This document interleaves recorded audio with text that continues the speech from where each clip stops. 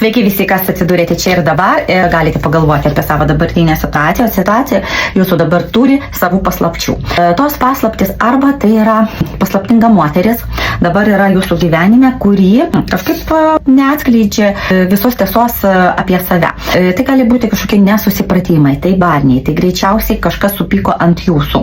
Korta susijusi su neštumu, su gausa. Galbūt kažkas praturtėjo dėl jūsų, pasipelnė iš jūsų. Praleidot, korta sako, fortūną, tą, kuri ėjo jums tiesiai į rankas.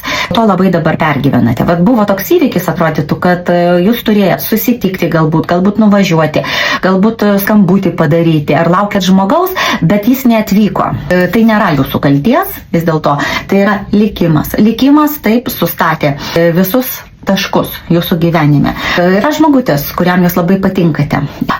Greičiausiai bus susitikimas, kai jis planuoja su jumis susitikti, su jumis pasimatyti. Bet, matot, jį kažkas laiko. Bet jis stovi kaip surištas ir negali padaryti jokio žingsnio link jūsų. Kodėl taip yra? Kokiu jis čia turi paslapčių? Kaip sąstingio korta, jis negali padaryti pirmo žingsnio link jūsų.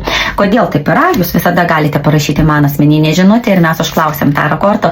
Kodėl? Kokia ta paslaptis, kuri neleidžia jam atvykti pas jūs? O būtinai spauskit follow.